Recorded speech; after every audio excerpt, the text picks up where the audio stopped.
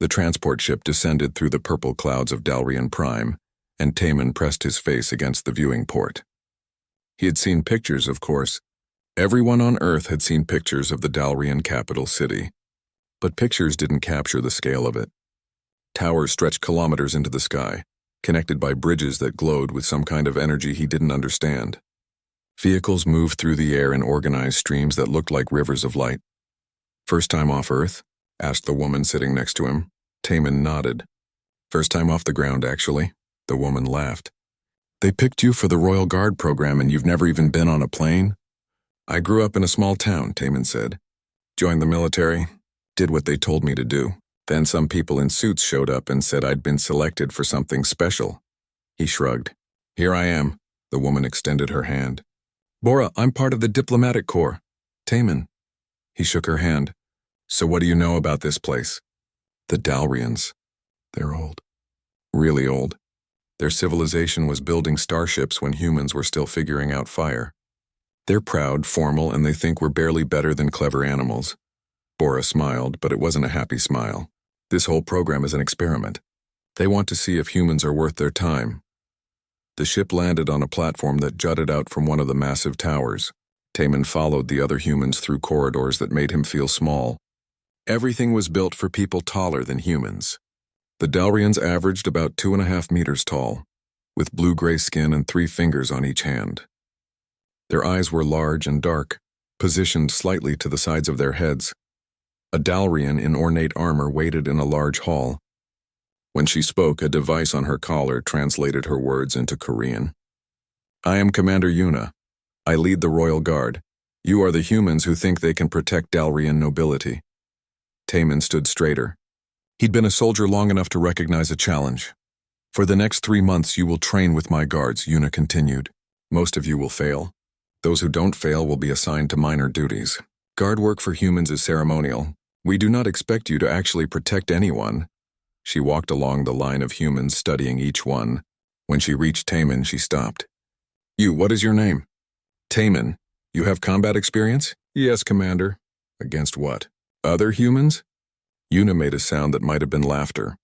"Humans fighting humans. Like children playing war." She moved on. The training was brutal. The Dalrians were stronger, faster, and had centuries of martial tradition. But Taman had grown up fighting. Not in wars at first, but on streets where being small meant you learned to be smart. He studied the Dalrians. He learned their patterns. When he couldn't match their strength, he used angles and leverage. When he couldn't match their speed, he learned to predict where they would move. 3 weeks into training, Commander Yuna pulled him aside. "The Emperor has requested something unusual. His daughter, Princess Hana, is bored with her traditional guards. She has asked for one of the humans to be assigned to her detail." Taman waited. He'd learned that Dalrians didn't like being interrupted. "This is political," Yuna said. "The princess wants to make a statement about being progressive. You will stand near her during ceremonial events. You will not actually do anything. Do you understand?" "Yes, Commander." "If you embarrass the Royal Guard, I will personally send you back to your little planet. Is that clear?" "Very clear, Commander." Princess Hana was younger than Taman expected. She couldn't have been more than 20 in human years, though he wasn't sure how Dalrian aging worked. She wore robes that shimmered with embedded lights, and her skin had a faint blue tint that marked her as royalty. She looked at him the way someone might look at an interesting insect. "You're the human." "Yes, Your Highness. Can you even understand me, or do you need your translator?" "I understand, Your Highness. I've been studying your language." Her eyes widened slightly. "You have? Speak something in Dalrian." Taman spoke carefully, using the formal grammar he'd been practicing. "I am honored to serve, Your Highness. I will do my best to meet your expectations." "Your accent is terrible," Hana said, but she smiled. "Still, the effort is noted. Post-humans don't bother learning our language. Most humans don't get to serve in the Royal Guard, Your Highness." For the next 2 weeks, Taman stood silently while Hana attended meetings, cultural events, and formal dinners. He learned her schedule. He memorized the faces of everyone who came near her. He studied the architecture of every room they entered, noting exits and potential threats. Hana mostly ignored him. Sometimes she would make comments to her companions about the human experiment as if he couldn't hear. Taman didn't react. He'd been called worse things. Then came the garden reception. Foreign diplomats mixed with Dalrian nobility in an outdoor space filled with plants from a dozen worlds. Taman stood 3 paces behind Hana, watching everything. He saw the server approaching with a tray of drinks. He saw how the server's eyes focused too intently on the princess. He saw the slight bulge under the server's uniform. Taman moved before his conscious mind finished processing the threat. He crossed the distance in 4 running steps, grabbed Hana around the waist and threw them both behind a large planter.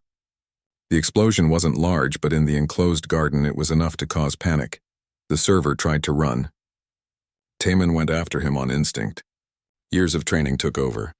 He caught the would-be assassin at the garden entrance and put him on the ground with a joint lock that worked just as well on Dalrian anatomy as human.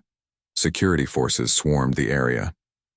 Commander Yuna arrived within minutes, her weapon drawn. She looked at Taman holding the struggling server, then at Princess Hana climbing out from behind the planter. "Are you hurt, Your Highness?" Yuna demanded. "No," Hana said quietly. She was staring at Taman. The human moved before I even understood what was happening. Emperor Daejin arrived an hour later. He was tall even for a Dalrian, and his presence filled the room where they'd taken Hana for safety.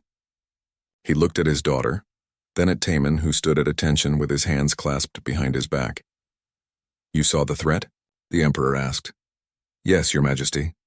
Before my own guard saw it?" "I don't know what your guard saw, Your Majesty. I only know what I saw." The Emperor studied him for a long moment. "Commander Yuna tells me you were selected from human military special forces. Is this true?" "Yes, Your Majesty.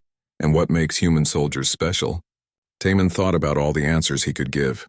Finally, he said, "We're good at staying alive, Your Majesty. Earth is a hard world. It makes hard people." Emperor Daejin made a sound that might have been approval. He turned to his daughter. "It seems your experiment has produced interesting results." Princess Hana was still looking at Taman. For the first time, she wasn't looking at an interesting insect. She was looking at something else, something that had just saved her life. "Yes, Father," she said softly. "Very interesting results indeed." The medical wing of the royal palace was quieter than Taman expected. He lay on a bed designed for someone much larger than him, his left side wrapped in bandages that glowed faintly. The Dalrian doctors had been fascinated by his injuries. Apparently, human bodies healed differently than they expected. "You should be unconscious," one doctor had told him. "The pain alone should have put you into shock." Taman had just shrugged. Pain was something you learned to handle. It was just information. It told you where you were hurt and how badly. You didn't have to let it control you. The door opened and Princess Hana entered alone. She moved quietly, almost hesitantly. This was different from her usual confident stride through the palace corridors. "Your Highness?" Taman started to sit up. "Stay down," Hana said quickly. She pulled a chair closer to the bed and sat. For a moment, she just looked at him. "The doctors say you threw yourself in front of an energy weapon. The shooter was aiming at you, Your Highness." "Yes, he was." Hana's voice was soft. "Why did you do that?" Taman wasn't sure how to answer. "It's my job, Your Highness. Your job is to stand near me and look ceremonial. Commander Yuna told me this herself. You were supposed to be symbolic." Hana leaned forward. "So why did you almost die for me?" "Would you prefer I hadn't?" "That's not what I asked." Taman thought about it. "Where I come from, Your Highness, there's an old saying. If you're going to do something, do it right. Even if other people think it doesn't matter." He met her eyes. "You're my assignment. That means I protect you. I don't know how to do it halfway." Hana was quiet for a long time. Finally, she said, "Tell me about Earth." "Your Highness? I want to understand. What kind of world makes people like you?" So Taman told her. He told her about growing up in a small coastal town, where the ocean could be beautiful one day and deadly the next. He told her about learning to read storms and respect the water. He told her about joining the military because it was a way out, a way to see more than his small corner of the world. "We have wars," Taman said. "Humans fight each other a lot. Over land, over resources, over ideas. It's not something I'm proud of. But it means we understand violence. We understand threat. We've had to learn or die." "And loyalty?" Hana asked. "Is that also from understanding death?" "Maybe. When someone stands next to you in a bad situation, when they choose to stay when they could run, that means something. It creates a bond." Taman shifted on the bed, feeling the pull of healing tissue. Humans remember who stood with them. Hana visited him every day while he recovered. Sometimes she brought books from the palace library, written in Dalrian script that Taman was slowly learning to read. Sometimes she just talked about her day, about the boring political meetings and the careful dance of court politics. "My brother Minho thinks I'm wasting my time," she said one afternoon. "He says humans are novelties, nothing more. That in a few years the galaxy will move on to being fascinated by some other primitive species." "He might be right," Taman said. Hana looked surprised. "You agree with him? Humans are new to all of this. We've been in space for what, 30 years? Your people have been traveling between stars for thousands of years. Of course we're going to seem primitive." Taman sat up carefully. "But that doesn't mean we can't learn. It doesn't mean we don't have value." "What value?" Hana asked. She sounded genuinely curious. "We're survivors, Your Highness. Earth has tried to kill humans in every way possible. Ice ages, plagues, predators, natural disasters. We're still here. We adapt, we endure. We don't give up." He smiled slightly. "Maybe that's worth something." 2 weeks later, Taman returned to duty. Commander Yuna put him through a brutal physical test to ensure he was ready. He passed, though his side still ached where the energy weapon had burned through. "The princess has requested you specifically," Yuna told him afterward. "Not as a ceremonial guard, as her primary personal protection. The Emperor has approved this assignment." "Thank you, Commander." "Don't thank me. I argued against it." Yuna's expression was hard to read, but you earned it. "You saw a threat the trained Dalrian guards missed. You acted without hesitation. And you survived an injury that should have killed you." She paused. "Perhaps humans are more capable than I believed." The other guards in the Royal Guard weren't as diplomatic. Taman heard the whispers when he walked past. Some thought he was lucky. Others thought the princess was making a political statement at the expense of tradition. A few seemed to respect what he'd done, but they kept that respect quiet. Jiwan was one of the few who spoke to him directly. She was a young Dalrian woman, close to Hana's age, who worked in the diplomatic corps. She found Taman in the guard break room one evening. "The princess talks about you," Jiwan said without preamble. "Your Highness honors me." "That's not what I mean. She talks about human concepts of duty and loyalty. She asks questions about Earth culture and history. You've changed how she thinks." Jiwan sat down across from him. "Some people at court are concerned about this. I'm just doing my job. Are you?" Jiwan tilted her head. "Or are you doing something more?" Taman met her gaze steadily. "I protect the princess. That's all. For now." Jiwan stood. "Be careful, Taman. You're in the middle of politics you don't fully understand. The princess has enemies. Now you're connected to her. That makes you a target too." She was right. A week later, someone tampered with Taman's food. The poison wasn't enough to kill him, just enough to make him violently sick for 2 days. When he recovered, he found a note slipped under his door. It was written in crude Korean. "Go home, human. This isn't your place." Taman showed the note to Commander Yuna. She looked at it for a long time, then handed it back. "I'll investigate. But understand something. The Royal Guard has traditions going back 2,000 years. You're disrupting those traditions. Some guards will never accept you." "I understand, Commander." "Do you?" Yuna leaned back in her chair. The princess likes you. That's obvious. But liking isn't enough in this world. You need allies. You need people who will stand with you when things get difficult." She paused. "I'm not saying I'm that person, not yet. But I respect what you did in the garden. That counts for something." That night, Hana asked Taman to walk with her through the palace gardens. It was late, and the moons of Dalrian Prime cast everything in silver light. Security drones followed at a discreet distance. "Someone poisoned you," Hana said. It wasn't a question. "Yes, Your Highness. And you didn't tell me." "I told Commander Yuna." That seemed like the proper chain of command. Hana stopped walking. "Do you know why my father approved your permanent assignment?" "No, Your Highness." "Because you didn't hesitate in the garden. Because you acted while everyone else was still processing what was happening. Because you treated my life as if it mattered more than your own." She turned to face him. That kind of devotion is rare in the palace. Most guards serve out of duty or tradition. You serve because you choose to. "Your Highness, Let me finish." Hana's voice was gentle but firm. "I want to understand this human concept of loyalty you described. This bond that forms between people who face danger together. I want to understand what makes you different from every other guard I've ever had." Taman thought carefully before answering. Where I come from, Your Highness, we have a phrase. I've got your back. It means I'll watch for threats you can't see. It means I'll stand between you and danger. It means you don't have to face things alone. He looked at her directly.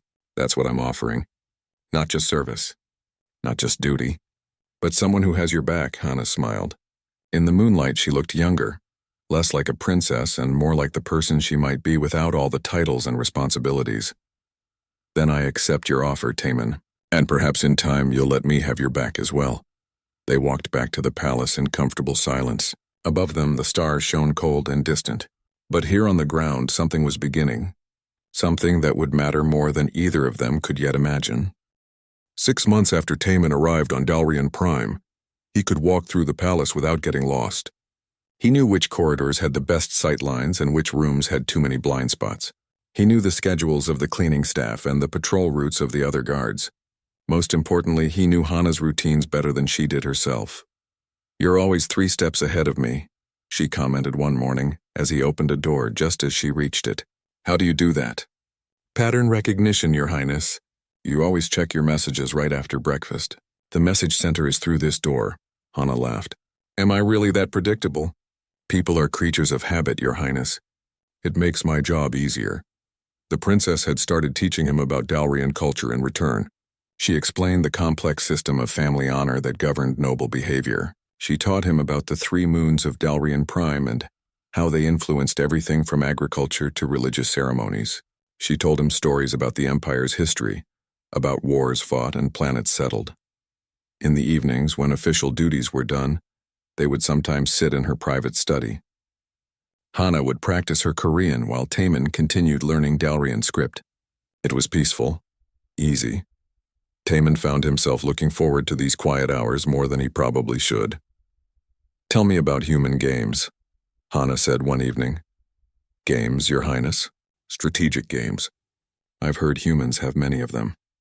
Games that teach warfare and tactics, so Taman taught her chess. He used pieces borrowed from a Dalrian strategy game, assigning each one a chess roll. Hana learned quickly, her mind adapting to the patterns and possibilities. It's elegant, she said after her first complete game. Simple rules that create complex situations. Very human. How so, Your Highness? Humans seem to prefer direct solutions. No unnecessary complexity. Just clear problems and creative answers. She moved a piece. Check. Taman studied the board and smiled. You learn fast. I have a good teacher. Prince Minho walked into the study without knocking. He was tall even for a Dalrian, and he carried himself with the confidence of someone who expected to rule someday. His eyes swept over the chessboard and dismissed it. Sister, you waste your time with games and humans. His translator rendered his tone as contemptuous. Father has called a family meeting. You're late, Hana stood smoothly. I wasn't informed of any meeting. I'm informing you now. Minho's gaze flicked to Taman. Leave the pet behind. This is family business. Taman kept his expression neutral. He'd learned that reacting to Minho's provocations only made things worse. The prince seemed to enjoy trying to get a rise out of the human guard. After they left, Jiwon appeared in the doorway. That was uncomfortable to witness. It's fine, Taman said, putting away the chess pieces. It's not fine. Minho is spreading rumors at court. He says the princess is becoming too attached to her human guard. He implies impropriety. Taman felt his jaw tighten. The princess has been nothing but appropriate. I know that. You know that, but Minho is planting seeds of doubt. Jiwon sat down. He sees Hana as competition for the throne. Anything that makes her look foolish or irresponsible serves his interests. Can he actually damage her reputation? In this society? Yes. Reputation is everything among the nobility. If enough people believe Minho's implications, it won't matter that they're false. Jiwon looked troubled. You should be careful. Both of you should. The next week, Hana had to travel to Kelran, a frontier world on the edge of Dalrian space. It was a diplomatic mission, meeting with local governors and inspecting new settlements. Taman went with her, along with a small security detail. Kelran was nothing like the capital. The settlements were rough and practical, built by people who were more concerned with survival than aesthetics. The sky was a strange greenish color and the air smelled like metal. It's beautiful, Hana said, looking out over a valley where a new town was taking shape. Your Highness, the capital is ancient and perfect, and sometimes I feel like I can't breathe there. This place is new. People are building something from nothing. There's hope here. The meetings with local governors went smoothly. Hana was good at this, Taman realized. She listened more than she spoke, and when she made promises, they were specific and achievable. People respected that. On the third day, everything went wrong. They were touring a mining facility when the alarm started. Taman heard the explosions before he understood what was happening. Separatist forces, a security officer shouted. They'd been planning this attack for months. Get the princess to the transport, the security chief ordered. Taman grabbed Hana's arm and ran. Behind them, energy weapons fired and people screamed. The transport pad was across an open plaza, too exposed, but there was no other option. They almost made it. The explosion threw them both sideways, and Taman felt the heat wash over him. His ears rang. His vision blurred, but his body knew what to do. He pulled Hana behind a cargo container and assessed their situation. The transport was destroyed. Communications were jammed.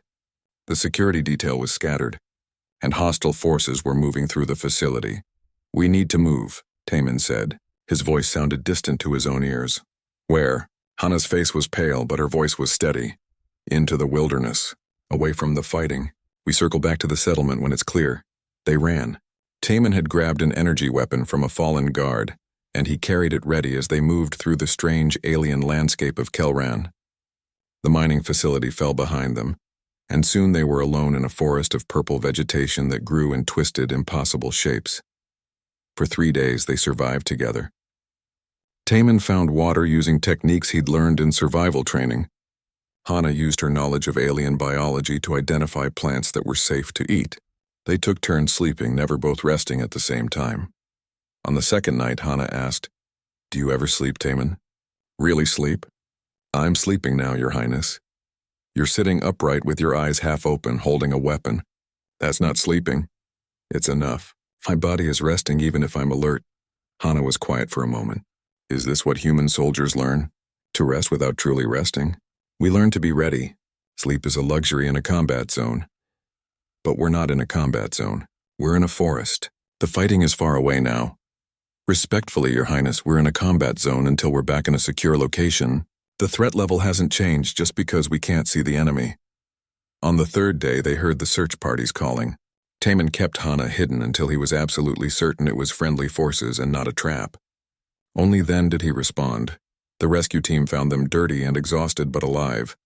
Commander Yuna arrived on the scene within hours. Her expression unreadable as she looked at Taman. You kept her alive for 3 days in hostile territory with no support and limited supplies. Yes, Commander. How? I did what was necessary, Commander. Back on Dalrian Prime, the incident became famous. News of how the human guard had protected the princess during a separatist attack spread through the palace. Some people praised Taman's dedication. Others, like Prince Minho, used it as evidence that Hana was reckless and put herself in danger. Emperor Daejin summoned both of them to the throne room. Minho was there too, along with various advisors and courtiers. The emperor sat on his throne, imposing and stern. Daughter, your judgment is questioned, he said without preamble. Some say you rely too heavily on your human guard. Some say this dependency is inappropriate. Hana stood straight. Father, I rely on Taman because he has proven himself reliable. He has saved my life multiple times. He has demonstrated abilities that complement the traditional guard force.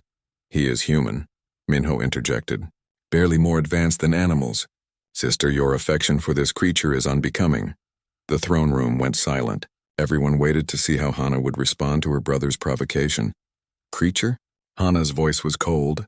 Brother, that creature kept me alive when your carefully vetted security forces failed. That creature went 3 days without real sleep to ensure my safety. That creature has more honor and dedication than most nobles I know. She turned to face the entire assembly. I will not apologize for valuing competence over tradition.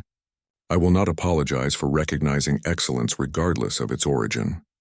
And I will not remove Taman from his post to satisfy political rivals who hide their ambitions behind concern for propriety. Emperor Daejin studied his daughter for a long moment. Then he looked at Taman. Human, do you have anything to say? Only that I serve at your majesty's pleasure. If you order me removed, I will accept that judgment. But you believe you should remain? I believe I can protect Princess Hana better than anyone else, Your Majesty. Not because I'm stronger or faster than Dalrian guards, but because I'm willing to die for her without hesitation or doubt. That's not confidence. It's just truth. The Emperor made a sound that might have been approval. You may continue in your post. This matter is closed. He looked at Minho. And there will be no more public questioning of the princess's judgment. Is that understood? Minho bowed, but his expression was dark. Later in the quiet of the evening, Hana found Taemin in the training room. He was practicing forms, moving through combat sequences that looked like a violent dance. Thank you, she said quietly. For what, Your Highness? For meaning what you said in the throne room. For being willing to die with Ao. The Galactic Conference Station floated in neutral space, a massive construct built to host diplomatic gatherings between different starfaring civilizations. It was bigger than any human-made structure Taemin had ever seen, and it hummed with the energy of dozens of different technologies working in harmony. Stay close, Taemin murmured to Hana as they walked through corridors filled with beings from across the galaxy. There were species he recognized from briefings and many he didn't. Some were humanoid. Others were so alien he couldn't immediately identify their basic biology.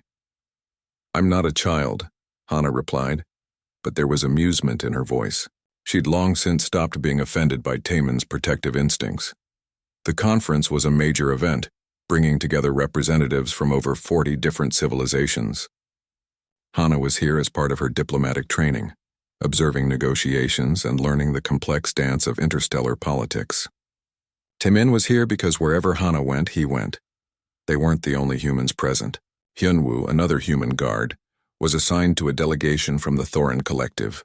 He caught Taemin's eye across the main hall and nodded. It was good to see another human face, even if they couldn't talk freely. Queen Nari of the Calthene sovereignty arrived on the second day. She was impressive even by alien standards. Nearly 3 meters tall with skin that seemed to shift colors in the light. Her people were warriors and philosophers, and they commanded respect throughout the galaxy. The queen noticed Taemin immediately. Her eyes, which were vertical slits like a cat's, followed him as he maintained his position near Hana. The human shadow, Nari said to one of her advisors, though her voice carried across the room. I've heard stories. Is this the one who saved the Dalrian princess? One of them, Your Majesty, the advisor replied. Humans are serving in security roles across several delegations. Now, fascinating. Nari continued to watch. Taemin with obvious interest. The conference proceeded with formal speeches and closed-door negotiations. Taemin stood, watched, and tried not to think about how many different ways things could go wrong in a place this crowded and complex.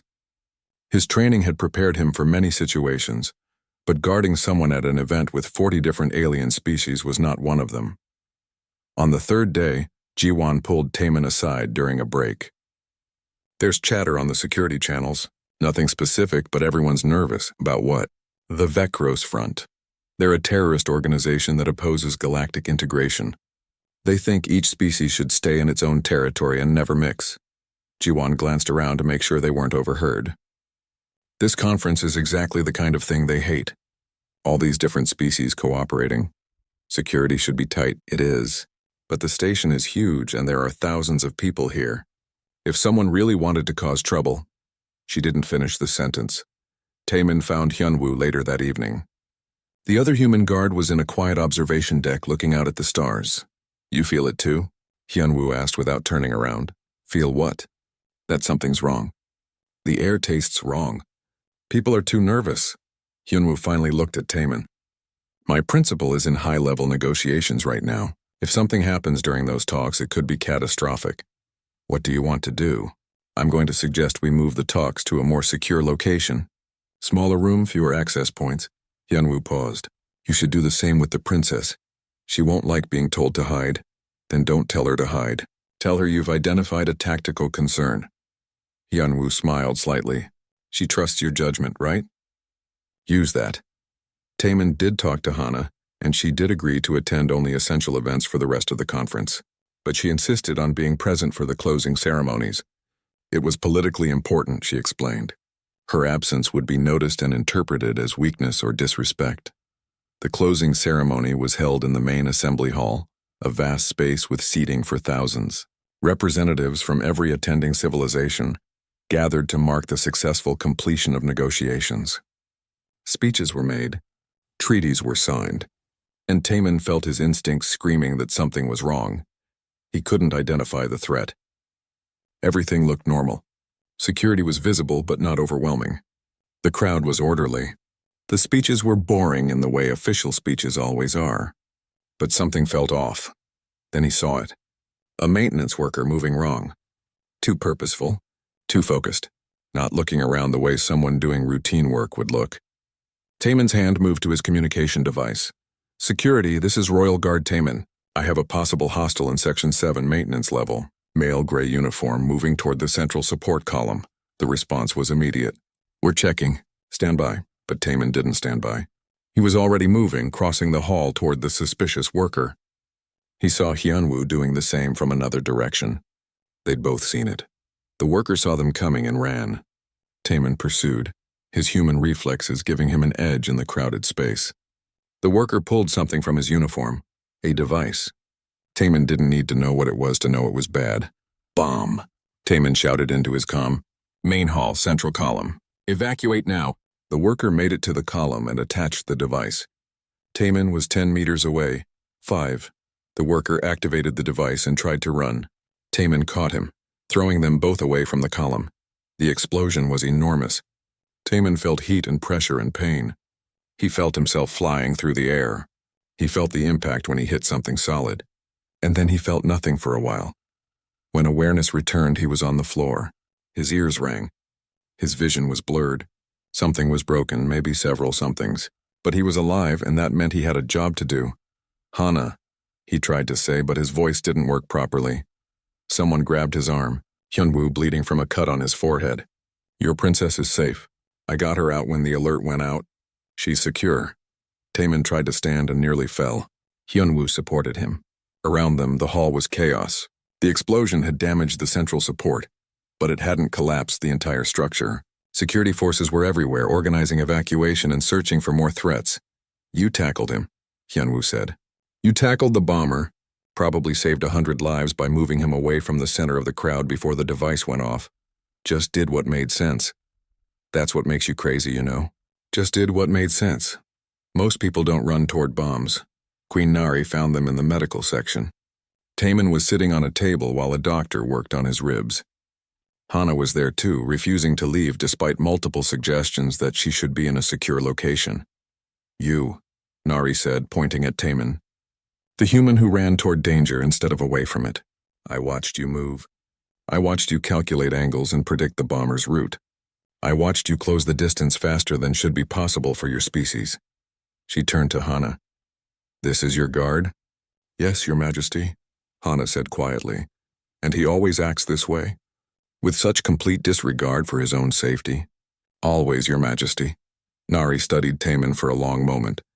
Then she asked the question that would echo through the galaxy for years to come. Who guards you so devotedly, Princess? What manner of being throws itself at bombs to protect you? Hana looked at Taman. He was battered, bleeding, probably had a concussion and definitely had broken ribs, but he was trying to stand at attention because a queen was present. It was so completely, stubbornly, impossibly Taman. My human, Your Majesty, Hana said softly. This is my human, Taman, and he guards me this way because humans don't know how to do things by half measures. When they commit to something, they commit completely. Nari nodded slowly. I have seen many warriors across many worlds. I have seen soldiers who fight for honor, for glory, for duty. But this, she gestured at Taman. This is something different. This is devotion that goes beyond logic or self-preservation. With respect, Your Majesty, Taman said, his voice rough. It's not that complicated. The princess is under my protection. That means I stand between her and threats. The bomb was a threat, so I dealt with it. You speak as if it were simple. It is simple, Your Majesty. The execution might be hard.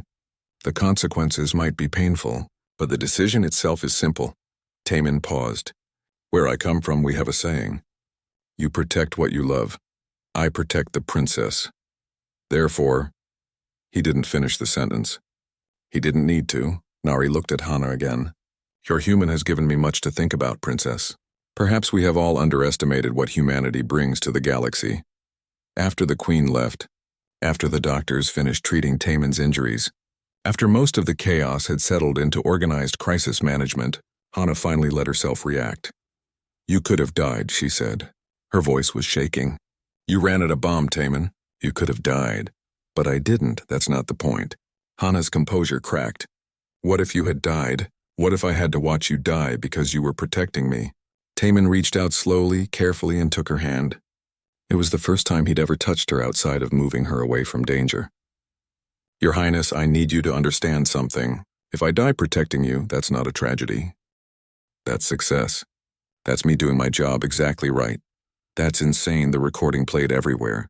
Someone at the conference had captured Queen Nari's question and Hana's response on video, and it spread through galactic networks like wildfire. Within a week, everyone from frontier colonies to core worlds had seen it. Within a month, it had been translated into hundreds of languages and analyzed by countless commentators. "My human" became a phrase, a concept, a way of describing a particular kind of loyalty that transcended species and culture. Taemin found it all deeply uncomfortable. He stood in Hana's private study, while she scrolled through news feeds showing his face alongside analysis of the human phenomenon. "They're calling you the embodiment of human potential," Hana said. Reading from one article, "This one says you represent everything humanity could offer the galaxy. This other one says you're an outlier and most humans probably aren't like you at all." "They're both wrong," Taemin said quietly. "Are they?" "I'm not special, Your Highness. I'm just a soldier doing a job. There are millions of humans who would act the same way in the same situation." He paused. "Actually, that's what worries me. This attention makes it seem like what I did was unique. It wasn't. It was just human. But the galaxy didn't see it that way. Requests began flooding Earth's diplomatic channels. Alien civilizations wanted human guards, advisors, soldiers. The Kalthine sovereignty formally requested a military training exchange. The Thorin Collective wanted human tactical consultants. Even smaller civilizations started asking if humans could help with security challenges. Ambassador Yunji visited Dalrian Prime to discuss the situation with Hana and her father. She was an older woman who had been one of Earth's first diplomats to alien civilizations. She looked tired but determined. "This is unprecedented," Yunji said during a private meeting. "Humanity went from being barely noticed to being highly demanded in the span of a few months. All because of one video." "It wasn't the video," Hana said. "It was what the video represented. The galaxy saw a human willing to die to protect someone who isn't even his species. That challenges a lot of assumptions about how loyalty and devotion work. It's also creating problems," Yunji continued. "Some civilizations see this as an opportunity. Others see it as a threat. There's a growing faction that believes humans are dangerous precisely because of this devotion. They argue that beings who commit so completely to causes could be unpredictable or uncontrollable." Taemin stood against the wall, listening. He'd been asked to attend because the conversation concerned him directly, though he would have preferred to be almost anywhere else. "What does Earth want?" Emperor Daejan asked. "We want to meet the demand responsibly. We have thousands of qualified personnel who could serve in various roles across the galaxy, but we also want to ensure humans aren't exploited or put into situations that would harm interspecies relations." Yunji looked at Taemin. "You've become a symbol, whether you like it or not. How you conduct yourself now matters for all humans." "I'm just protecting the princess," Taemin said, "and that's exactly what makes you powerful. You're not trying to be a symbol. You're just doing what you believe is right." Yunji smiled slightly. "That authenticity is what the galaxy responds to." Prince Minho saw opportunity in the chaos. He began meeting with various nobles and officials who were uncomfortable with humanity's rising prominence. If humans were becoming important, then Hana's connection to Taemin made her both more visible and more vulnerable. Jiwan brought word of the meetings to Hana. "Your brother is building a coalition. He's calling it a traditional values movement, but it's really about opposing human integration into Dalrian society. He's using fear," Hana said. "Yes. He argues that humans are too different, too unpredictable. He points to Taemin's willingness to die as evidence that humans don't think rationally." Jiwan hesitated. "Some people are listening. The first serious attempt to discredit Taemin came 2 weeks later. Evidence emerged suggesting he'd been accessing classified military databases without authorization.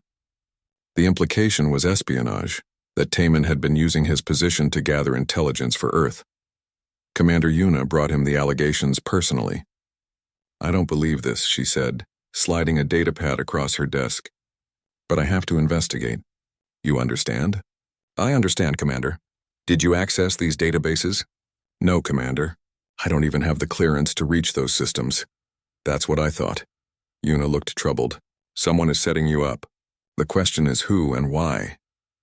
The investigation was supposed to be quiet, but news leaked immediately. Suddenly, commentators across the galaxy were questioning whether the loyal human guard was actually a spy, whether his devotion had been an act, whether humans could be trusted at all.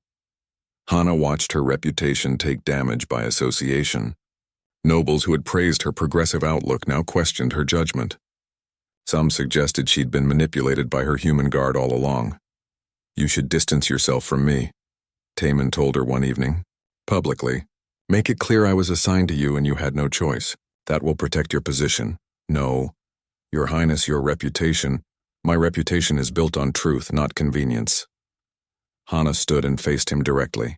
"You saved my life multiple times. You've served with absolute dedication. I will not abandon you the moment doing so becomes politically useful. That's not who I am, even if it costs you, especially if it costs me. Because that's what you taught me, Taman. You taught me that some things matter more than safety or advancement. You taught me about loyalty that doesn't calculate costs." She smiled slightly. "I learned from the best." Ji-won worked tirelessly to uncover the truth. She tracked the digital footprints of the false evidence, traced communications between conspirators, and built a case. It took 3 weeks of careful investigation, but eventually she found it. "Prince Minho," she told Hana, showing her the evidence. "He hired someone to plant the false access records. He wanted to destroy Taman's credibility and damage your reputation at the same time. My own brother. He sees you as competition. He always has." Ji-won's expression was grim.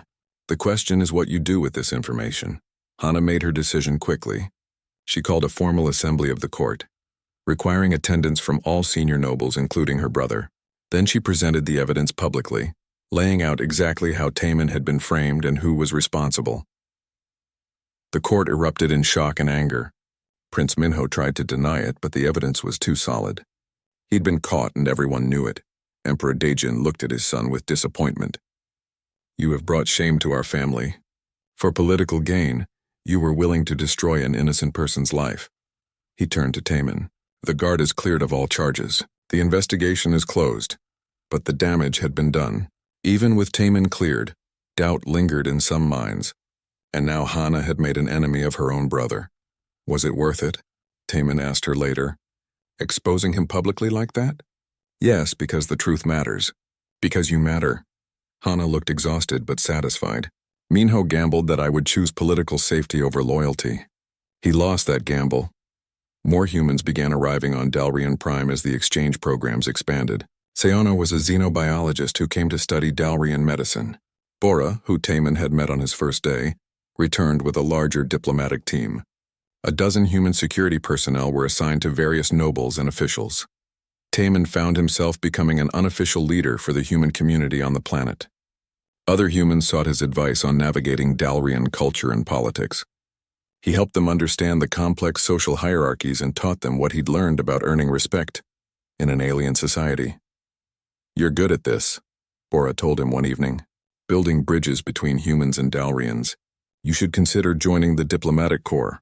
I'm not a diplomat, maybe not officially, but you've done more for human-Dalrian relations than most actual diplomats." She smiled. "The princess trusts you. Other Dalrians respect you, and humans look up to you. That's a unique position. I just want to do my job, and that's why you're effective. You don't have an agenda beyond protecting Hana. That makes you trustworthy." Bora paused. "Just be careful. The more important you become, the bigger a target you are." She was right. A few days later, Taman received a message on his personal device. It was untraceable, the sender hidden behind layers of encryption. The message was simple: "Leave Dalrian Prime, go home. This is your only warning." Taman showed it to Commander Yuna. She analyzed the message and shook her head. This came from inside the palace. Someone with access to secure communications. Minho's people? Possibly. Or someone else who sees you as a threat. Yuna looked at him seriously. This isn't a random threat. Someone is planning something. Taman increased his security protocols. He varied his routines, checked his food and drink carefully, and never went anywhere without being alert. But the attack, when it came, wasn't directed at him. It was directed at Hana. The poison was in her evening tea, a subtle toxin designed to cause system failure over several days. By the time symptoms appeared, it would be too late for treatment. It was almost perfect. Except Taman had made a habit of testing everything Hana consumed. It was paranoid, maybe, but paranoid had kept her alive this long. The tribunal was held in the Grand Hall of Justice, a massive chamber with walls that seemed to stretch upward forever. Representatives from a dozen different civilizations sat in observation, making this more than just a Dalrian internal matter.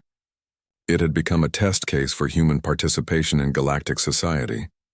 Taman stood in the center of the hall, wearing formal dress that felt wrong on his body. He was a soldier, not a courtroom performer, but this trial would determine not just his fate, but possibly the fate of all humans working in alien societies. Judge Soman presided over the proceedings. She was from a neutral civilization, chosen specifically because she had no ties to either the Dalrian Empire or Earth. Her species was known for absolute fairness and logic. She looked at Taman with eyes that revealed nothing. This tribunal is convened to examine several matters, Soman announced. First, the conspiracy to frame guard Taman for espionage. Second, the subsequent attempt on Princess Hana's life. And third, the broader question of human integration into galactic security and diplomatic roles. She paused. The decisions made here will have lasting consequences. Prince Minho's lawyer spoke first. He was a skilled orator who tried to paint his client as a victim of circumstance, someone who had made mistakes but hadn't intended real harm. He argued that the conspiracy was the work of subordinates acting without explicit orders. My client may have expressed concerns about human influence, the lawyer said smoothly, but expressing concerns is not the same as ordering illegal actions. There is no direct evidence linking Prince Minho to the poisoning attempt. Ji-won stood to respond. She'd spent weeks preparing for this, and her presentation was devastating. She showed communications proving Minho had known about both the framing and the poisoning. She demonstrated patterns of payments to the conspirators. She built a case so solid that even Minho's lawyer struggled to respond, but the trial wasn't just about Minho, it was about humanity. A prosecutor representing the anti-integration faction called their first witness, a security expert who testified that humans were unpredictable and potentially dangerous precisely because of their emotional nature. They form attachments that defy logic, the expert said. This guard threw himself at a bomb. That's not rational behavior. How can we trust beings who act on emotion rather than calculated risk assessment? When it was the defense's turn, they called Do-hyun, a human psychologist who specialized in cross-species relations. He explained human psychology in terms the tribunal could understand. Humans evolved on a dangerous world, Do-hyun testified. Our survival depended on forming strong social bonds and protecting our group members. What you see as irrational emotion we see as essential loyalty. It's not a flaw. It's a feature that made us successful as a species. But this loyalty can be manipulated, the prosecutor argued. Humans could be turned against those they claim to protect. Any being with emotions can potentially be manipulated, Do-hyun countered. The question isn't whether humans feel strongly, it's whether those feelings make them reliable. And I would argue that Taman's record speaks for itself. He has proven consistent, trustworthy, and effective. Then Hana took the stand. She wore formal robes of state and carried herself with the confidence of someone who had made peace with her choices. The tribunal went silent as she walked to the witness platform. Princess Hana, Judge Soman said, you have been closer to the human guard than anyone. Tell us, do you believe humans like Taman can be trusted in positions of responsibility? I don't believe it, Hana said clearly. I know it. Taman has saved my life multiple times. He has endured attacks, conspiracies, and attempts to discredit him. Through all of it, he has never wavered in his duty. She looked directly at the judges. But more than that, he has taught me what true loyalty means. Not loyalty based on tradition or obligation, but loyalty based on choice. Every day, Taman chooses to protect me. That choice, made freely and repeatedly, is more valuable than any oath. Some say your judgment is compromised, the prosecutor said, that you have become too attached to your human guard. If caring about someone who has proven themselves worthy of care is a compromise, then yes, I'm compromised. Hana's voice was steady. But I would rather be accused of loyalty to a good person than praised for political convenience. The prosecutor tried another angle. What about the broader implications? If humans become integrated into galactic society, won't they bring their violent history with them? Earth has had thousands of wars. Yes, Hana agreed. Earth has had many wars. And those wars taught humans hard lessons about violence, sacrifice, and the cost of conflict. When Taman stands guard, he does so with the knowledge of what violence truly means. He doesn't romanticize it. He doesn't glorify it. He understands it deeply, and that understanding makes him more effective at preventing it. She paused, then continued. We, the older civilizations, sometimes forget what it means to face real danger. We've had peace for so long that we've lost some edge of awareness. Humans haven't had that luxury.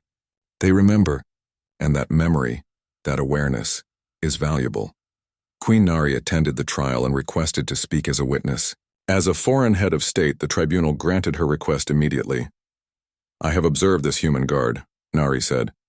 I watched him act during the conference bombing. I have since studied human psychology and culture to understand what drives such behavior. She looked at Taman. What I learned is this: humans are dangerous, yes, but they are dangerous to threats, not to those they protect. The question isn't whether to trust humans, it's whether to earn that trust. The tribunal asked her to explain. Humans don't give loyalty freely, Nari continued. They evaluate, judge, and decide. But once that loyalty is given, it's absolute. Princess Hana earned Taman's loyalty by treating him with respect and giving him purpose. That's why he's willing to die for her, not because he's programmed to, not because tradition demands it, but because he has chosen to. After 3 days of testimony, the tribunal called Taman himself to speak. He walked to the witness platform feeling more nervous than he'd felt facing actual combat. Judge Soman looked at him thoughtfully. Guard Taman, you've heard all the testimony. You've heard yourself described as everything from a dangerous, unpredictable element to a symbol of human potential. What do you say? I say I'm just a guard doing a job, Your Honor. Is that really all you are? Taman thought about it. I'm a human who was given a chance to prove himself in a society that didn't think humans were capable. Princess Hana gave me that chance. She trusted me when there was no reason to trust. She defended me when it would have been easier to let me fail. He paused. So yes, I'm just a guard. But I'm a guard who understands what he's been given. And I'll protect that gift with everything I have. Even if it costs your life? Especially then. Judge Soman leaned forward. Help me understand. Why is dying for someone considered success in human thinking? It's not about dying, Your Honor. It's about priorities. Taman searched for the right words. If I die and the princess lives, then I succeeded. My life mattered. It had purpose. But if the princess dies and I live, then I failed. My life becomes empty. He looked at Hana. We all want our lives to matter. Humans just express that desire differently than some species. The tribunal deliberated for 2 full days. During that time, news of the trial spread across the galaxy. Humans on dozens of worlds waited to hear whether their place in galactic society would be affirmed or rejected. When the tribunal reconvened, Judge Soman looked tired but certain. This tribunal has reached its decision, she announced. First, regarding Prince Minho. The evidence clearly shows his involvement in both the conspiracy against Guard Taman and the attempt on Princess Hana's life. He is found guilty and will face appropriate punishment according to Dalrian law. Minho's face went pale, but he said nothing. Second, regarding Guard Taman, all charges are dismissed with prejudice. The conspiracy against him is recognized as a malicious attempt to discredit both the Guard and Princess Hana. His record is cleared completely. Taman felt relief but didn't allow himself to show it. Third, and most importantly, regarding human integration into galactic society, Soman paused. This tribunal finds that humans, while different in their emotional responses and decision-making processes, are not inherently dangerous or unreliable. Their capacity for loyalty and protective instinct, while unusual by galactic standards, represents a valuable contribution to interspecies cooperation. She looked directly at Taman. However, we also recognize that humans like Guard Taman are not simply interchangeable workers. They are individuals with personal bonds and commitments. Any civilization employing humans must understand and respect these bonds. Humans cannot be assigned like equipment. They must be partnered with those they can trust and respect. The hall erupted in discussion. Some seemed pleased with the decision. Others looked troubled. But the decision was made and it would stand.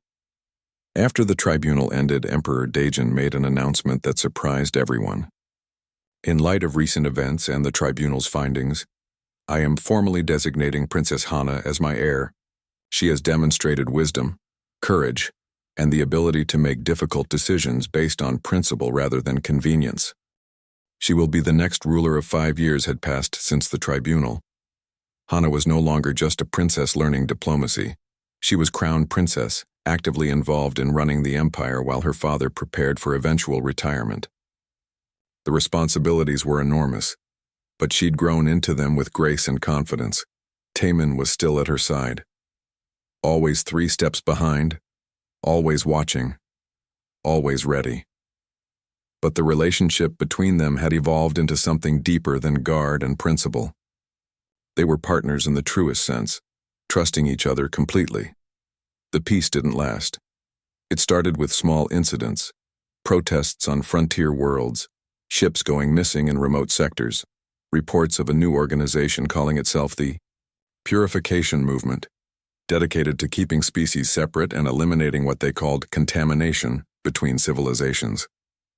They're extremists, Commander Yuna said during a security briefing. But they're organized and well-funded. We've identified cells on 17 different worlds, including here on Dalrian Prime. What do they want? Hana asked. To turn back the clock. They oppose all the integration that's happened over the past 5 years. They especially hate human involvement in galactic affairs. Yuna looked at Taemin. You're a symbol of everything they despise. Then I'll be ready, Taemin said simply. But being ready wasn't enough when the coup began. It happened on a night when Emperor Daejin was attending a state function at the palace. Armed forces wearing purification movement symbols stormed multiple government buildings simultaneously. They seized communication hubs, disabled defense systems, and moved toward the palace itself. Taemin was with Hana in her private quarters when the alarm sounded. He immediately sealed the room and activated emergency protocols. Within seconds, he'd armed himself and positioned furniture to create defensive positions. We need to get you to the secure bunker, Taemin said. What about my father? The royal guard will protect him. My job is to protect you. Taemin checked his weapon. We move fast and we move quiet. Stay behind me. They made it 3 corridors before running into hostiles. Taemin dropped 2 attackers with precise shots, then moved Hana into a side room while he dealt with the others. His training took over completely. He became what he'd been before arriving on Dalrian Prime, a soldier in combat. The difference was that now, he was fighting for someone who mattered more than any mission briefing or strategic objective. He was fighting for Hana. They reached the bunker to find it already under attack. The purification movement had planned well, targeting exactly the places where leadership would flee. Taemin made a split-second decision and diverted to the backup location, a smaller secure room that few people knew about. Inside they found Jiwon and 3 other humans who'd been serving in various palace roles. Hyunwoo was there too, bleeding from a shoulder wound but still functional. The movement seized the throne room, Hyunwoo reported. They're broadcasting that they've overthrown the government. They're claiming the emperor is dead. Is he? Hana's voice was controlled, but Taemin could hear the fear underneath. I don't know. Communications are jammed. I got separated from his protective detail during the initial attack. Taemin looked at the assembled humans. They were all guards or security personnel, assigned to different Dalrian officials. Right now they were soldiers without a mission, waiting for orders. We need intelligence, Taemin said. What are the movement's actual capabilities? They have about 300 fighters in the palace complex, one of the humans replied. Maybe another 1,000 in the city. They've been planning this for months. Against how many loyal forces? Hard to say. The Royal Guard is scattered. Some units are fighting, some are cut off, some might be compromised. The human looked grim. We're outnumbered and disorganized. Hana stood up. Then we need to organize. The movement wins if we stay hidden and afraid. We need to coordinate with loyal forces and take back the palace. Your Highness, that's too dangerous, Taman started. Everything is dangerous right now. Hiding doesn't change that. Hana looked at each person in the room. You're all here because you chose to serve the Empire, because you believed in what we were building together. I'm asking you to fight for that belief now. We can't retake the palace with 7 people, Jiwan pointed out. No, Hana agreed, but we can coordinate those who are still loyal. We can provide leadership when everyone else is confused. We can remind people what they're fighting for. Taman realized what she was proposing. It was risky and dangerous and completely in character for her. She wasn't going to hide while others fought. She was going to lead. All right, he said. But we do this smart. We use the service tunnels to move unseen. We make contact with loyal units and build a picture of what's actually happening. And Your Highness, you let us handle the actual fighting. I can handle a weapon, Hana said. I know. But you're worth more as a symbol than as another gun in the fight. People need to see you to know you're alive and leading. That's your role. For the next 6 hours, they worked through the palace complex like ghosts. Taman led them through maintenance passages and forgotten routes he'd memorized during 5 years of guard duty.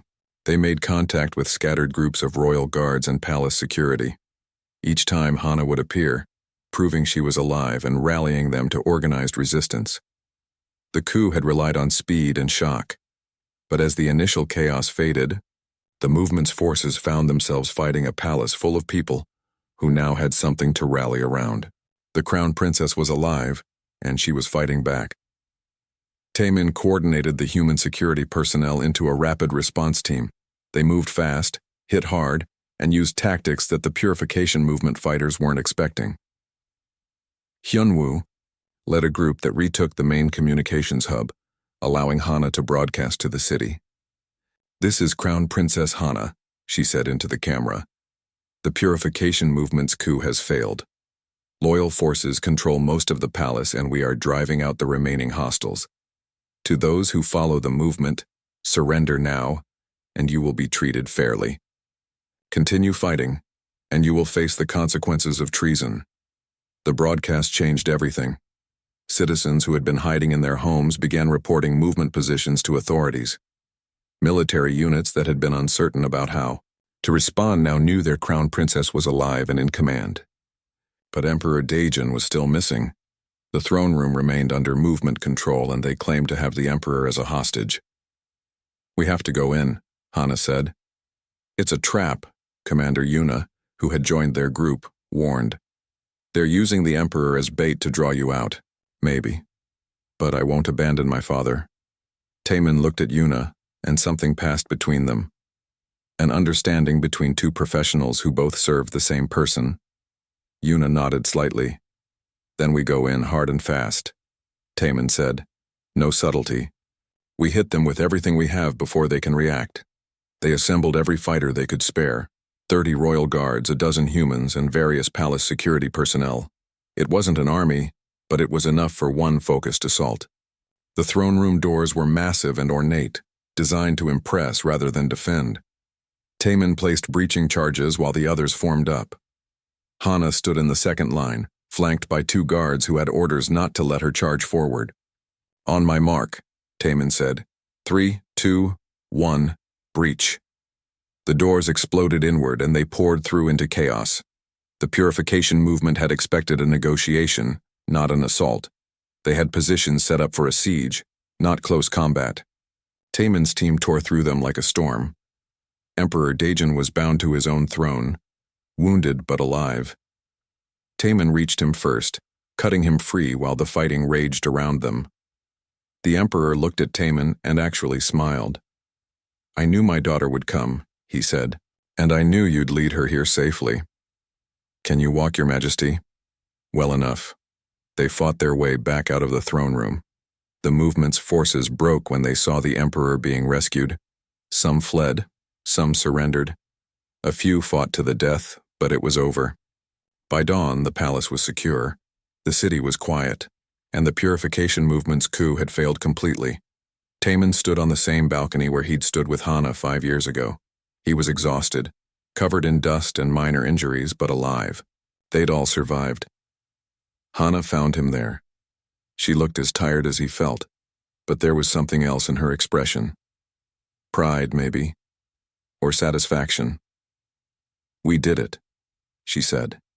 "You did it. You rallied everyone when it mattered most. Because you made it possible, you and the others." She stood next to him, looking out at the city as dawn painted everything in shades of gold. "Do you remember the first time we stood here? After the tribunal?" "I remember. You said you'd watch my back forever. You meant it literally, didn't you?" "Yes. All these years, every threat, every danger, you've been there. You've saved me more times than I can count. You've saved the Empire itself tonight." She turned to face him. "And I never properly thanked you. You don't need to thank me for doing my job. Is that all this is? A job?" Hana's voice was soft. Taman met her eyes. They'd danced around this question for 5 years, never quite addressing it, never quite admitting what had grown between them. But after tonight, after coming so close to losing everything, maybe it was time for honesty.